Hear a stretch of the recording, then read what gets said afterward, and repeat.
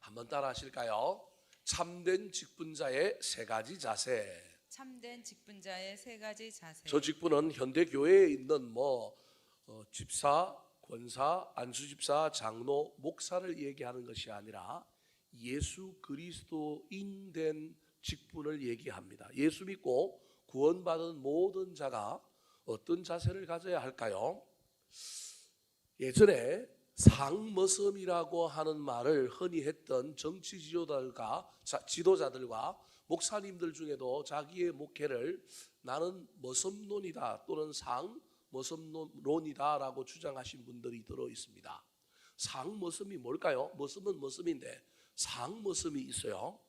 우리는 머섬하면 종이다고 생각하지만 종과 머섬은 좀 차이가 있습니다. 종은 완전히 주인의 소유지만 머섬은요, 땅도 있고요, 가족도 있고요, 자기 소유도 있지만 하는 일은 종과 비슷합니다. 머섬 중에도 어떤 머섬이 있느냐 하면 상머섬이 있습니다. 상자가 붙은 것으로 보아서 우리가 잘 알고 있는 것처럼 머섬 중에 머섬, 진짜 머섬, 아주 뭐라고 그럴까요? 일 잘하는 그런 멋진 머섬을 부를 때 뭐라고 옛날에 불렀느냐 하면 상머섬, 그렇게 불렀습니다. 어떻게 보면 오늘 본문의 이야기가 사도 바울이 내가 예수 믿는 사람들 중에 진짜고 내가 복음 전하는 사람 중에 머섬 중에 상머섬이다라고 주장하고 있는 본문일 수도 있겠습니다. 계속해서 사도 바울은 고린도 교회에 편지를 하면서 무엇에 대하여 이야기하고 있느냐 하면 사람들이 자꾸 나를 사도라고 말하지 않고 있는데 나는 예수님의 제자가 아니라고 자꾸 그들이 이야기하고 있는데 예수님께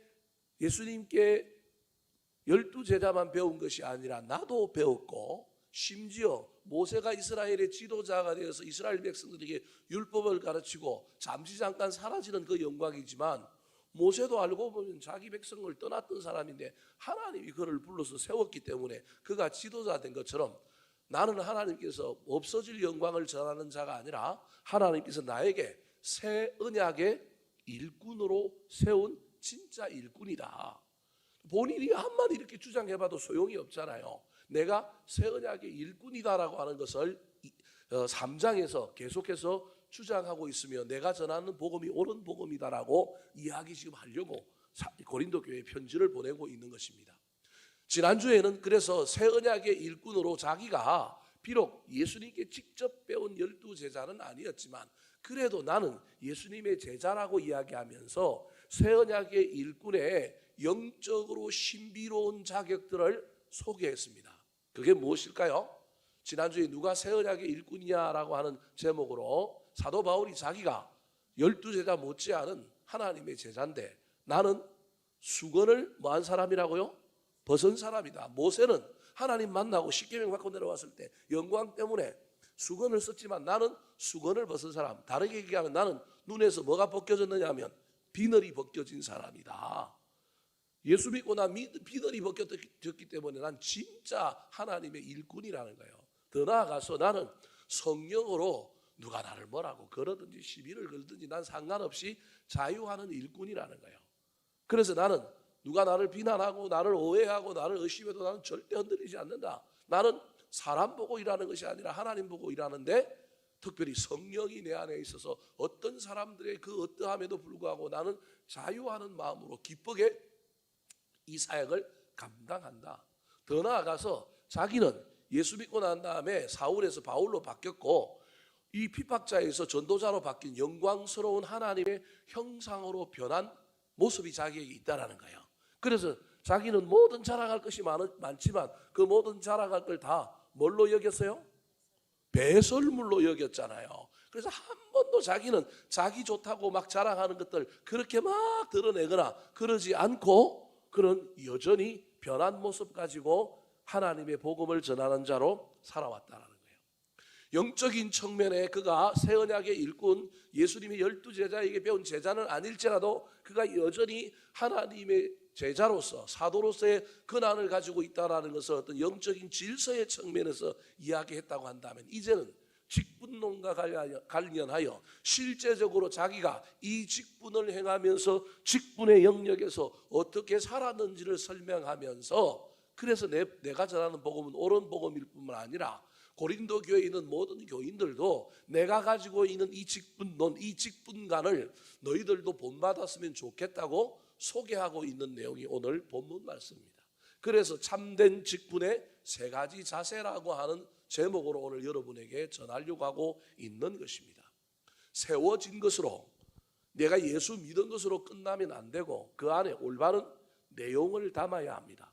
저와 여러분이 교회 안에 믿는 자로 세움을 받았고, 더 나아가서 또 어떤 사람은 교사로, 어떤 사람은 집사로, 어떤 사람은 권사로, 안수집사로, 어떤 사람은 목사로, 장로로 세움을 받았다고 한다면, 그 세움받은 그 직분을 행함에 있어서 저와 여러분이 영적으로, 도덕적으로, 윤리적으로 준비되는 것뿐만 아니라 실질적으로 태도와 방법론에 있어서도 준비되어야 하지 않겠습니까? 자, 그렇다면 그것이 무엇일까요? 오늘 사도 바울이 소개하고 있는 세 가지 직분자의 자세가 어떤 것일까요?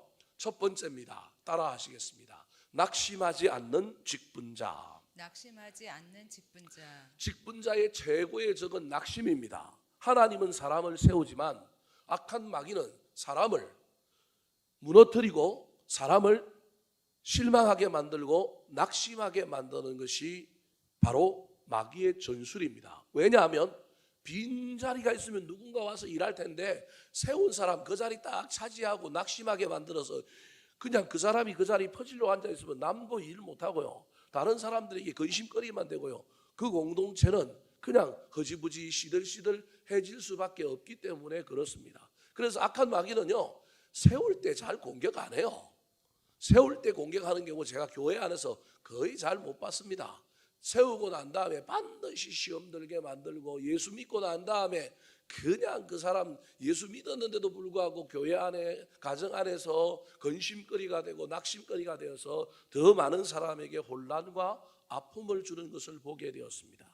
세워졌다고 한다면, 이왕 달리기를 시작했다고 한다면 낙심하는 자가 아니라 열정적으로 앞을 향하여 달려가는 자들이 되었으면 좋겠습니다.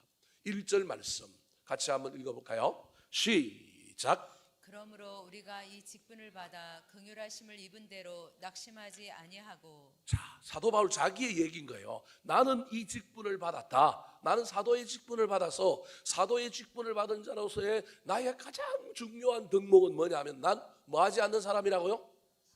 낙심하지 않는 사람이라는 거예요. 그런데 그 낙심하지 않는 비결을 하나 1절에 소개하고 있어요. 특별히 이 비결은 뭐와 관련되어 있느냐 하면, 낙심은 방향이 여러 개가 있는데 그냥 단순하게 얘기하면 두 개의 방향이에요. 하나는 내가 일하고 사역하고 관계 맺고 있는 공동체와 사람들에게 낙심하는 것. 또 다른 하나는 누구에게 낙심하느냐 하면 나한테 낙심하는 것. 하나가 더 있긴 해요. 하나가 더 있는 뭐냐, 일과 관련하여 이게 좀 되면 좋겠는데 안 되는 것 때문에 낙심하기도 해요. 대체로 우리의 낙심은 내부용이 있고 외부용이 있어요. 오늘 1절에서는 사도 바울이 뭐라고 고백하고 있느냐 하면, 나는 하나님으로 부르심을 받은, 하나님께로부터 부르심을 받은 사도의 직분을 맡았지만 나는 절대 낙심하지 아니하였는데, 무엇에 대하여 낙심하지 않았느냐 하면 나한테 낙심하지 않았다라는 거예요. 이유는 간단해요. 긍휼하심을 입은 대로 내가 이 직분을 받았다라는 거예요. 이 말은 무슨 말이냐 하면, 내가 잘나서, 내가 똑똑해서, 내가 대단해서 이 직분을 받은 게 아니라 하나님의 긍휼하심을 받아서 긍휼의 은혜로 내가 부르심을 받았기 때문에 나는 이 직분을 감당할 만한 감량이 안 되고 능력이 안 된다라고 하는 기본 태도가 있어야 한다라는 거예요. 그래야 자기 자신에 대하여 낙심하지 않는 거예요. 세상은 절대 이렇게 얘기하지 않습니다. 직업의 영역에서, 자기 일을 실현하는 어떤 영역에서 우리는 우리 자신이 대단한 존재라고 여겨야만이 자꾸 무슨 일을 할 수 있다고 이야기하지만, 기독교는 자꾸 우리는 아무것도 아니다, 우리는 죄인이다, 이래야만이 된다고 이야기합니다. 이게 세상과 기독교의 차이입니다. 그래서 세상은 여러분 얼마나 마인드를 강조하는지 모릅니다. 맨파워, 자기 안에 막 긍정적인 요소를 심어주려고만 얘기합니다. 된다, 할 수 있다, 넌 괜찮은 놈이야, 자꾸 이렇게 얘기합니다. 기독교가 그게 없는 건 아닙니다. 복음 안에 그게 있습니다. 근데 그 전에 우리가 해야 할 작업이 있는데 나는 하나님 앞에 뭐라고요? 죄인인 거예요. 나는 죄인 중에서도 뭐라고요? 괴수라는 거예요. 이게 사도 바울인 거예요. 내가 부름 받을 만해서 목회를 하고 있는 게 아니고요. 내가 능력이 있어서 일을 하고 있는 게 아니기 때문에 나는 불완전하기 때문에 나는 일하다가 자주 뭐 할 수 있어요? 넘어질 수 있어요. 나는 일하다가 자주 그만둘까? 이럴 수 있다는 거예요. 그래도 낙심하여 그만두면 된다 안 된다? 안 된다. 내가 실패하고 내가 좌절해도 여러분 하나님은 다 알고 그런 놈을 불러서 뭐 하게 했다고요?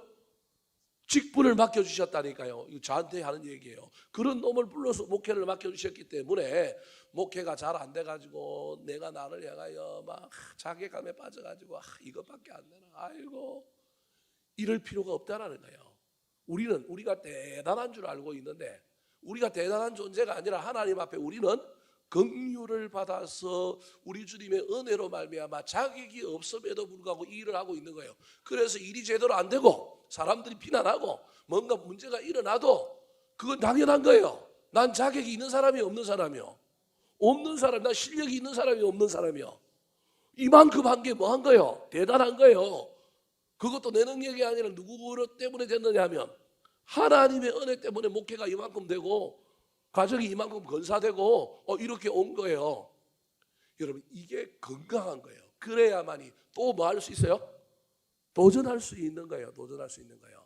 대단한 사람들, 자신만만한 사람들이 한번 꺾여갖고 못 일어나고요. 이상한 판단을 하는 것 중에 하나가 이게 이런 마음이 없던 상태에서 에고, 자기 자신에 대한 신실함과 자기의 능력이 너무 반듯하게 세워져 가지고 그게 한번 악한 마귀에게 무너지니까요. 온 세상이 다 끝장나버리는 거예요. 여러분 우리는 그럴 필요 없어요.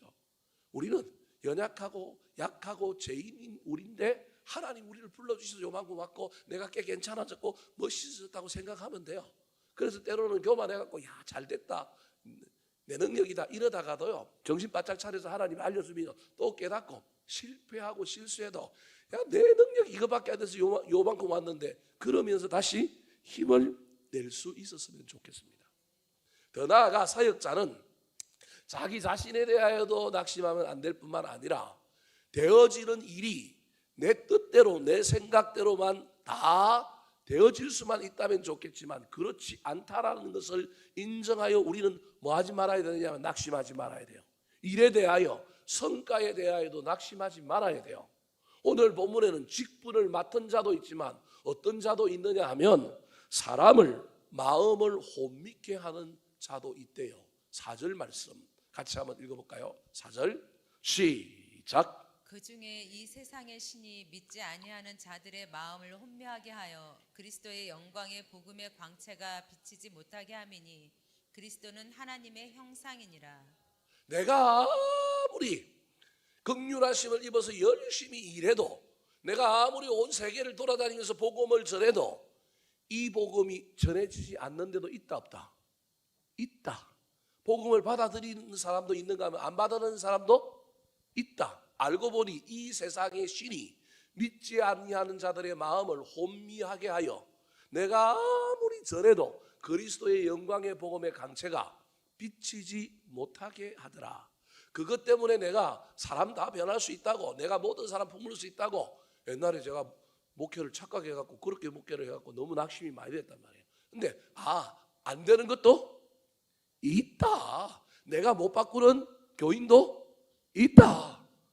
이 전제가 있어야만이 뭐하지 않는다고요? 낙심하지 않는다라는 거예요. 실제로 사도 바울이 고린도의 수도였던 아테네에 가서 복음을 전했잖아요. 사도행전은 아덴이라고 부르는데 아덴에 가서 복음을 전했는데 얼마나 철학이 심하고 얼마나 신이 많은지 신 이름 중에 어떤 신도 있어요? 이름을 알려지지 않은 알지 못하는 신, 익명의 신도 있는 거예요. 거기 가서 사도 바울이 얼마나 똑똑한지 복음의 정수로 복음을 전하면 이들이 못 알아들을 것 같으니까 이 여기는 철학의 본고장이니까 내가 그리스 철학을 가지고 예수 그리스도를 소개하리라.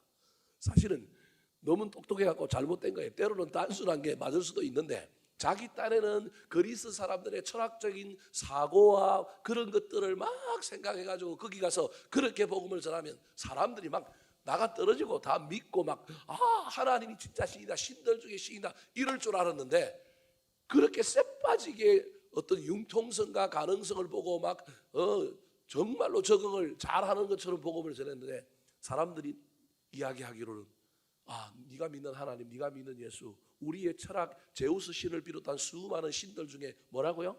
하나다 이래버리는 거예요. 얼마나 맥이 빠지겠습니까? 아니 자기 딸의 머리를 굴려가지고 수많은 전도자들 중에 절대 할 수 없는 것, 그리스 철학을 통해서 복음을 전하는 일을 하겠다, 절대 할 수 없는 일을 하겠다, 그러면 능력이 나타날 거다. 무슨 능력이 나타나요? 능력이 안 나타나요. 제 친구 중에 저 옥수동에 가면 신일교회라고 하는 교회가 있는데, 그 교회 담임을 목회를 하고 있는 배요한이라고 하는 제 친구 목사가 있어요. 이 친구가 대단해요. 왜 대단하냐 하면요, 유학을 공부한 사람이에요. 유학. 왜 유학을 공부했느냐 하면, 유교가 판을 치고 있는 한국에서 복음을 전하려면 뭘 알아야 돼요? 그래서 대학을만 몇 개를 다니냐면요, 대학을 저하고 같은 대학을 나오고 장신대 가서 학부를 다시 공부하고 선군관대 가가지고 또 유학을 공부하고 장신대 신학교 가가지고 신대원 나왔고 신학교 공부를 하고요, 저 프린스톤에 가가지고 유교에서 바라본 예수라고 하는 제목으로 논문을 써갖고 박사학위를 받았어요. 프린스톤에서. 그러니까 서양에서는 유교를 모르니까 유교를 가지고 예수를 풀어내니까 대단한 학문인 거예요. 자기가 박사학위 받아가고 이제는 내가 한국에 가서 모든 유학자들을, 모든 유교를 다 어디로 돌이키겠다? 기독교로 돌이키겠다. 능력이 없는 게 아니라 설교도 잘하고 대단해요. 참 괜찮은 친구예요. 얼굴은 저보다 크고요, 머리는 저보다 더 없어요. 저보다 10살 더 많아 보여요. 만나면 사람들이 친구라고 얘기도 이 친구로 여기지 않을 정도예요. 이 친구가 박사학위를 받아와서 장신대 바로 교수로 임명됐어요. 프린스톤에서 박사학위를 받고 왔으니까 얼마나 대단해요.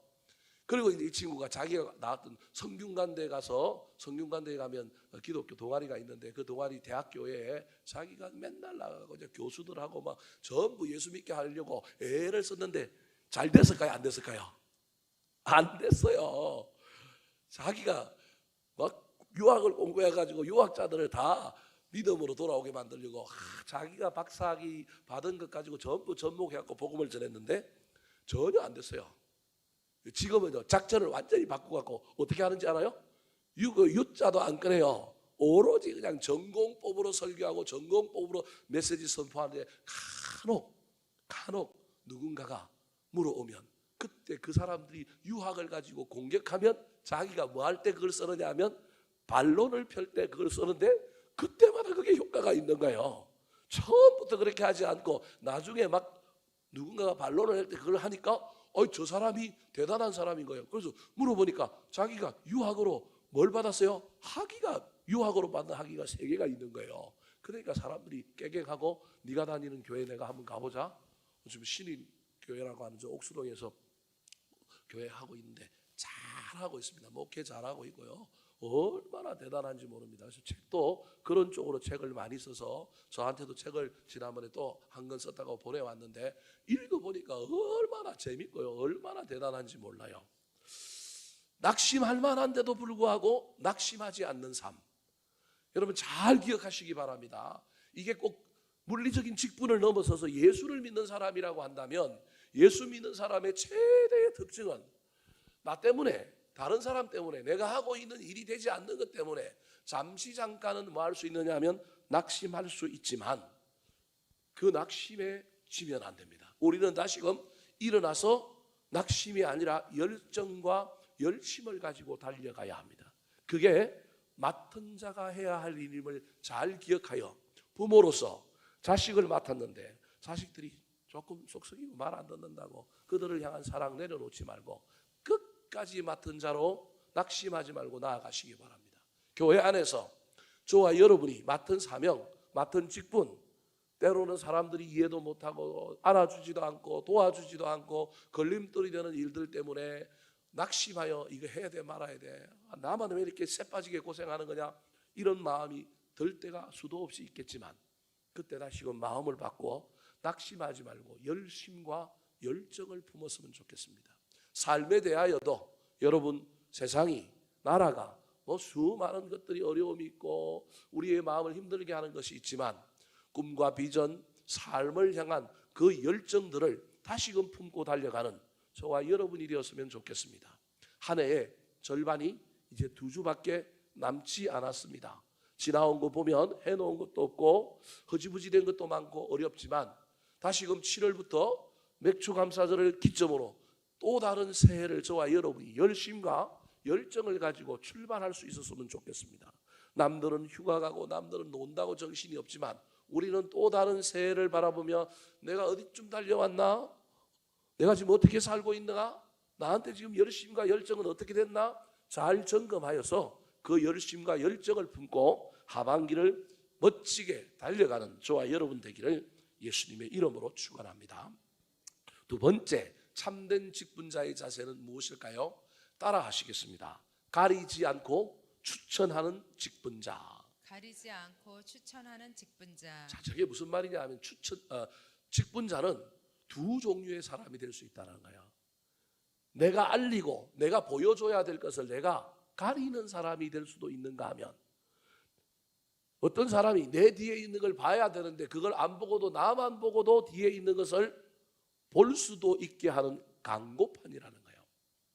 신문방송학의 유명한 학자 중에 마셜 맥루한이라고 하는 사람이 있습니다. 아주 오래된 사람인데 여전히 신문방송학계에는 이 사람처럼 위대한 말을 한 사람이 없습니다. 이 사람이 뭐라고 얘기했느냐 하면 medium is message라고 하는 말을 했습니다. 영어라서 어려운데요, 미디움이라는 게 뭐냐 하면 매체를 얘기하는 겁니다. 매체가 뭐라냐면 메시지, 내용이라는 거예요. 이걸 사람으로 얘기하면 그 사람의 인격이, 그 사람이 무슨 말을 하든지 진리로 들리게 한다는 거예요. 무슨 말인지 이해되시죠? 어떤 말을 하느냐가 중요한 게 아니라 그 말을 하는 사람이 누구냐가 중요하다는 거예요. 이게 medium is message라고 하는 말이에요. 그래서 우리는 옳은 말을 하고 진리의 말을 하면 사람들이 다 그 말을 받아들일 거라고 생각하지만, 옛날에는 그렇게 되었지만 지금은 말이 옳으냐 진리냐를 가지고 사람들이 그것에 영향을 받고 그러기는 쉽지 않은 시대가 되어버렸다라는 거예요.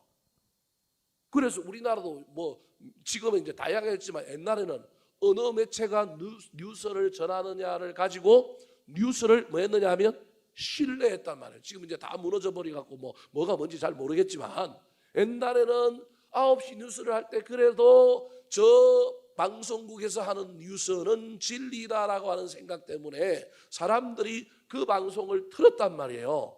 그래서 이 방송에 하는 이야기는 옳은 것, 이 신문이 하는 이야기는 진리라고 하는 개념이 사람들 머릿속에 다 있었단 말이에요. 근데 지금 이게 이제 다 무너졌어요. 그래서 이쪽도 자기 신문이 옳은 말 하지 않는다는 걸 알고요, 이쪽도 자기 TV가 옳은 말만 하지 않는다는 걸 알아요. 다 자본의 논리에 돌아가서 자기들 이익 때문에 적당하게 이야기하는 거예요, 사실은.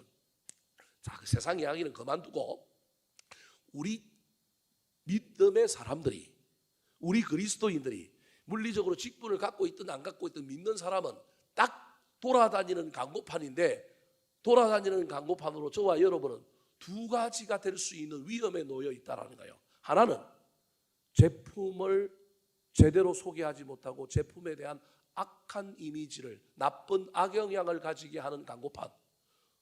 이거는 막아서는 사람이에요. 제품 판매에 전혀 도움이 되지 않는 존재예요. 또 다른 하나는 저 사람만 보면 저 사람 먹는 거 나도 뭐 해야 돼? 먹어야 돼. 이 내용을 이야기 안 해도 돼요. 그래서 요즘 TV 선전에 옛날에는 전부 제품 광고 했잖아요. 근데 요즘은 제품 광고 안 하고 무슨 광고예요? 이미지 광고 하잖아요. 저게 뭘 파는 건지 잘 모르겠어요. 근데 알고 보면 회사 이름만 남는 거예요. 그 회사 이름 때문에 그 회사가 만든 제품은 내가 살이라, 이렇게 되는 시대가 되어버렸다는 거예요. 사도 바울이 오늘 본문에서도 그 얘기를 해요. 직분자는 어쩔 수 없이 그에게 두 가지 길이 놓여 있는데, 하나는 예수 그리스도를 추천하고 보여주는 사람인 동시에, 어떤 사람은 가려서 다른 사람이 예수를 못 보게 하여 그 사람을 구원해서 탈락시키는 존재라는 거예요. 어떤 존재가 될래? 너는 예수 믿는 사람으로서, 너는 직분자로서 다른 사람에게 어떤 역할을 하고 있니? 막는 자니? 보여주고 추천하는 자니? 그걸 이야기한다는 거예요. 사도 바울은 자기는 막는 자가 아니라 그래도 뭐 하는 자의 삶을 살았느냐 하면 추천하는 자의 삶을 살았다라는 것입니다. 2절 말씀, 사도 바울의 고백입니다. 시작. 이에 숨은 부끄러움의 일을 버리고 속임으로 행하지 아니하며 하나님의 말씀을 혼잡하게 하지 아니하고 오직 진리를 나타내므로 하나님 앞에서 각 사람의 양심에 대하여 스스로 추천하노라. 스스로 추천하노라. 내가 추천자가 되어서 각 사람의 양심에 예수 그리스도를, 복음을 보여주고 추천하는 자였다. 내가 가로막는 자가 아니라 내가 추천하는 자의 삶을 살 수 있었던 이유가 있는데 뭐냐 하면 나는 직분을 맡은 후에 변하는 사람이었다. 나는 직분을 맡은 후에 성장하는 사람이었다. 내가 변하고 내가 성장하고 성숙하는 것 때문에 자녀들이 내 말을 듣고 이웃 사람들이 나를 신뢰함으로 말미암아 내가 다니는 교회, 내가 다니는 예수를 내가 추천하는 것이 되어서 그 사람들이 구원으로 들어온다. 사도 바울이 그렇게 얘기하고 있는 것입니다. 걸맞는 영적인 성장과 변화가 없는 직분자, 그것이 없는 예수쟁이는, 멈추어서 있는 예수쟁이는 추천자가 아니라 여러분 가로막는 자가 될 가능성이 많습니다.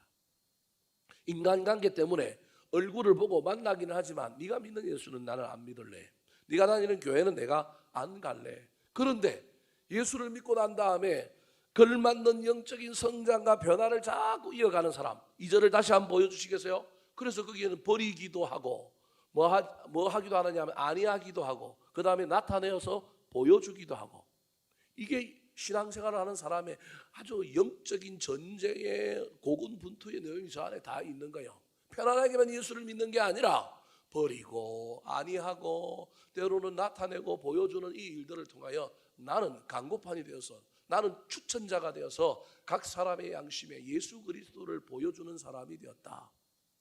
여러분, 하늘에서 하나님이 이런 우리를 보고 좋아하지 않겠습니까?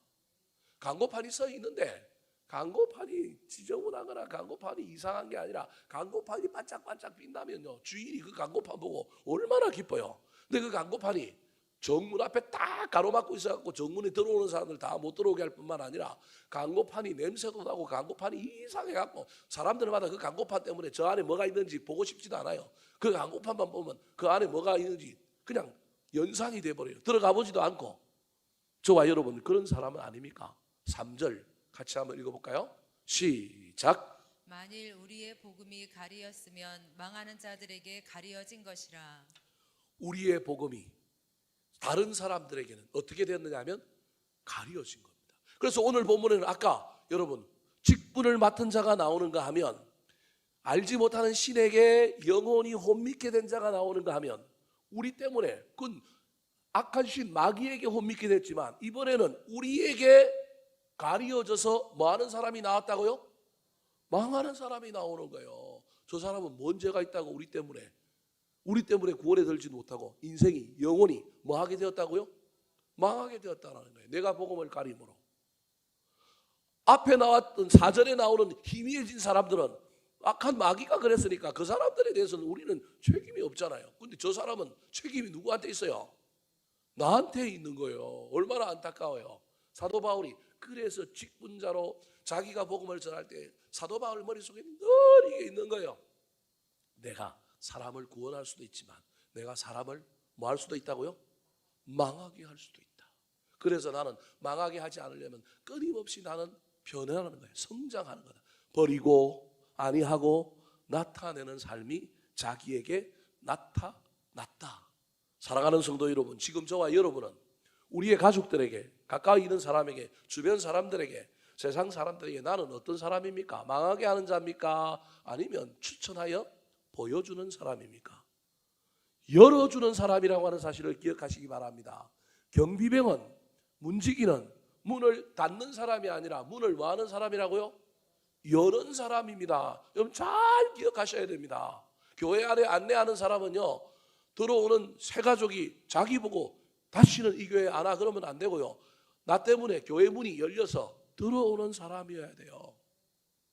그래서 옛날에 문지기들은 대부분 다 문을 잡고 문을 뭐 한 거예요? 열어줬다니까요. 근데 이상하게 되면 다 가로막아갖고 들어가면 안 돼.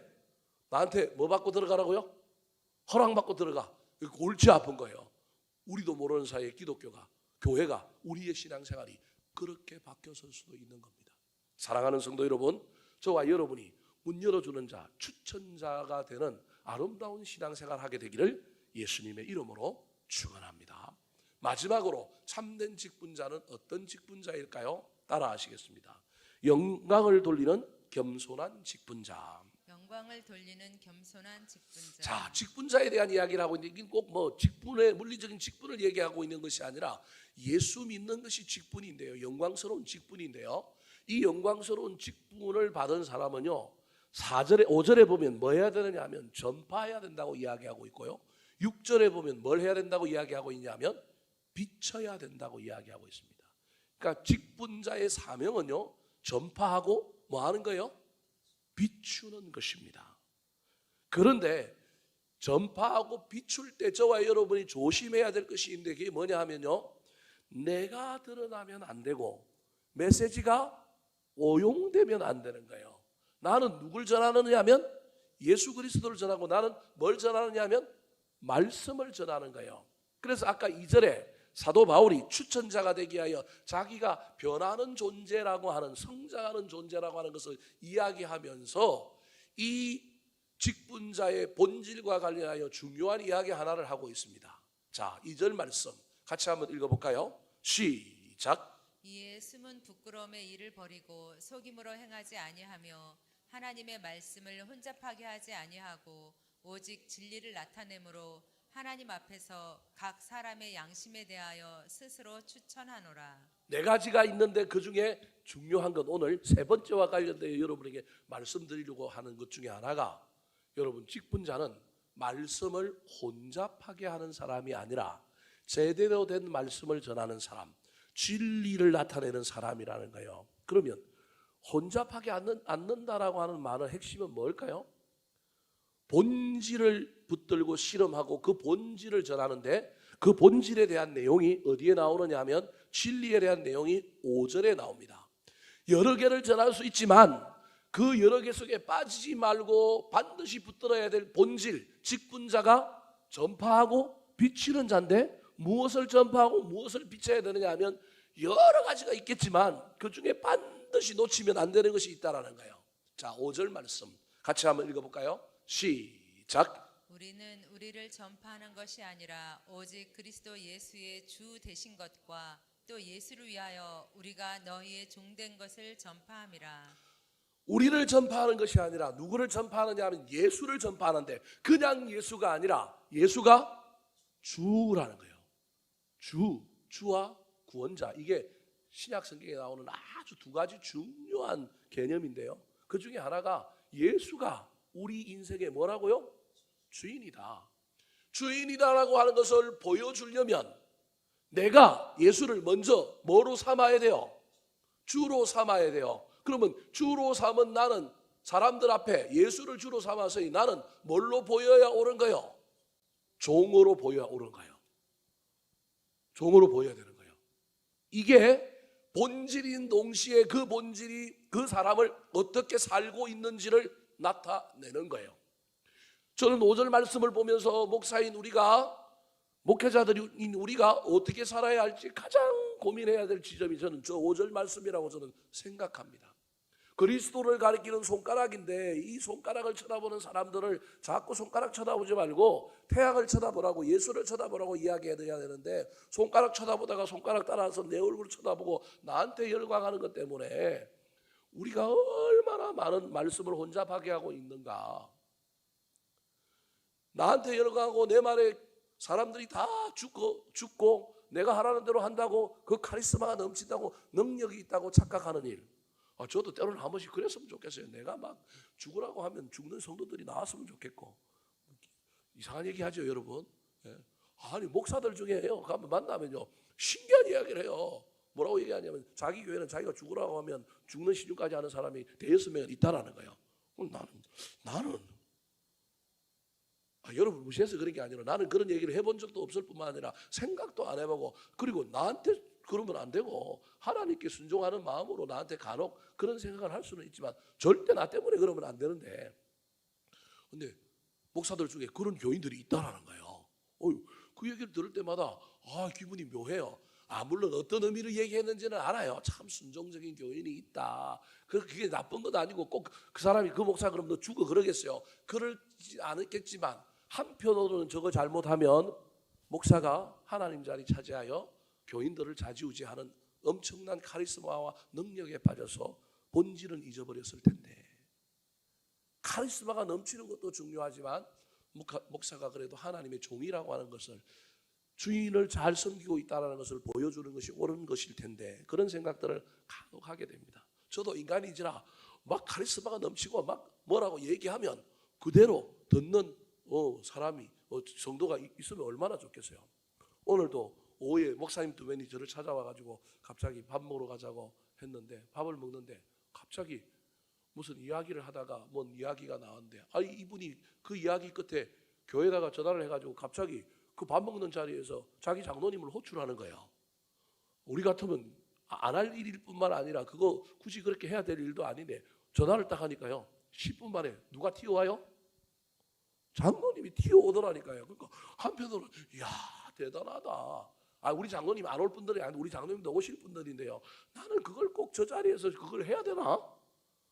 그걸 해가지고 자기가 권위가 있고 자기 말에 장로들이 순종하고 다 온다는 걸 보여줘야 되나? 나쁜 의도로 한 건 아니에요. 좋은 의도로 했는데도 불구하고 제 개인적으로는 저게 한편으로 욕심나는 일이기도 하지만 그래도, 근데 그분이 뭐 그런 것만 있는 게 아니라 말씀의 능력도 있고 신실하게 목회를 하고 있기 때문에 이해는 하고 가지만, 한편으로는 그것만을 바라고 목회하는 분들이 간혹 있는 걸 볼 때마다 얼마나 섭섭한지 모르겠습니다. 사랑하는 성도 여러분, 우리가 드러나면 안 되고요, 누가 전파되어야 되느냐 하면 예수 그리스도가 전파되어야 되는데, 특별히 객관적인 예수 그리스도도 전파되어야 되지만 저 이야기 속에는 나와 예수 그리스도의 관계 속에 내가 경험한, 내가 믿고 있는 예수 그리스도에 대해서 전파하는 거예요. 그래서 노방전도가 나쁘다는 건 아닙니다. 거기에도 우리의 믿음이 들어가 있지만 복음의 전파라고 하는 것은 반드시 개인화되어서 내가 경험하고 나한테 육화된 내용을 전하는 거예요. 이게 복음이에요. 그냥 선포해도 능력이 나타나지만 진짜 복음은요, 하나님이 예수 그리스도가 나한테 어떻게 해서 무슨 일을 하신 예수 그리스도가 전파될 때 그게 진짜인 거예요. 사도 바울이 지금 이야기하고 있는 거, 오직 그리스도 예수의 뭐 되신 것과? 주 되신 것과, 그분이 나의 주인이라고 하는 걸 알려준 거예요. 뿐만 아니라 또 예수를 위하여 우리가 너희의 뭐 된 것? 종된 것을 뭐 한다고요? 전파한다라는 거예요.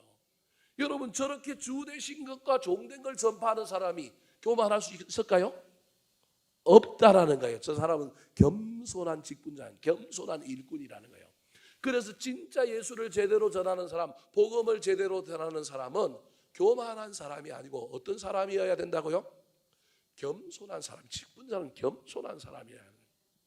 메시지에도 겸손이 나타나서 예수가 주 되신 것을 전하고요, 우리가 너희의 종된 것을 전파했다라는 거예요. 어째서 사도 바울에게 저런 일이 일어났을까요? 6절 말씀 같이 한번 읽어볼까요? 6절 시작. 어두운 데에 빛이 비치라 말씀하셨던 그 하나님께서 예수 그리스도의 얼굴에 있는 하나님의 영광을 아는 빛을 우리 마음에 비추셨느니라. 자, 이게 이제 3인 지도인데요, 3인 학습인데요, 하나님의 영광을 아는 빛이 누구에게 있었다고요? 예수 그리스도에게 있었어요. 먼저. 그러니까 여러분, 예수님이 먼저 겸손의 왕으로 이 땅에 오셔서 그의 사역을 통하여 누구에게 영광을 돌렸다고요? 하나님께 영광을 돌렸다. 그게 예수 그리스도의 얼굴에 있는 하나님의 영광을 아는 빛, 예수 그리스도의 얼굴에 빛이 나타나서 그 빛을 본 거예요. 그 빛을 배운 거예요. 그래서 그 빛이 어디에도 들어와 있어요? 우리 마음에, 우리가 누구냐면 사도 바울과 그의 일행들인 거예요. 그러니까 사도 바울이 지금 뭐라고 얘기하고 있느냐면 예수님께서 하나님께 영광을 돌렸던 것처럼 나도 하나님께, 나도 예수님께 영광을 돌린다. 왜냐하면 내 마음에는 겸손의 왕으로 쓰던 예수님께서 그 마음에 하나님께 영광을 돌리는 그 놀라운 그 영광으로 말미암아 얼굴에 뭐가 나타났다고요? 빛이 나타나는 걸 내가 봤기 때문에 나도 나의 삶에 영광의 빛이 나타났으면 좋겠다라고 마음을 먹고 여지껏 달려왔다라는 거예요. 그래서 사도 바울이 복음을 전하지만 그 복음의 결과가 자기가 인기가 나타나고 자기가 잘 되는 것이 아니라 결론은 인간인지라 간혹 그런 것도 있고 조금 영향은 있겠지만 자기의 사역의 핵심은 누가 영광을 받는 거라고요? 하나님이, 예수 그리스도가 영광을 받는 거다. 이 모범을 누가 먼저 보여주셨느냐 하면 예수님이 보여주셔서 우리 마음에 이 모범을 비추어 주셨기 때문에 나도 그 길을 쫓아간다. 이게 지금 6절의 말씀이에요. 사랑하는 성도 여러분, 저와 여러분의 마음에 영광의 빛이 있습니까? 하나님의 임재로 말미암아 우리가 영광을 경험하는 걸 넘어서서 그 영광이 주께로부터 왔으니 이 영광의 주인공이 주라고 하는 사실, 하나님이라고 하는 사실을 굳게 믿고 그 영광을 그분께 돌려드리려고, 내가 영광을 훔치는 자가 아니라 돌려드리는 그러한 신앙생활을 하고 있습니까? 그래서요, 받은 것에 대한 감사, 은혜를 잊어버리면 안 되는 거예요. 사도 바울이 그렇게 할 수 있었던 이유 중에 하나가 나의 나 된 것은 오직 누구의 은혜라고요? 주의 은혜라. 이 놀라운 고백이 나올 수 있었던 이유가 바로 여기에 있는 것입니다. 다메섹으로 가다가 영광, 빛 가운데 찾아오신 예수 그리스도를 만났단 말이에요. 그 예수 그리스도를 만났다는 건 단순히 신비한 체험을 한 것을 넘어서서 영광을 누구에게 돌려야 되느냐 하면 하나님께 돌리는 삶, 예수 그리스도에게 돌리는 삶으로 그의 인생이 바뀌었다라고 하는 것을 의미하고 있는 것입니다. 사랑하는 성도 여러분, 저와 여러분은 겸손한 직분자들이 되었으면 좋겠습니다.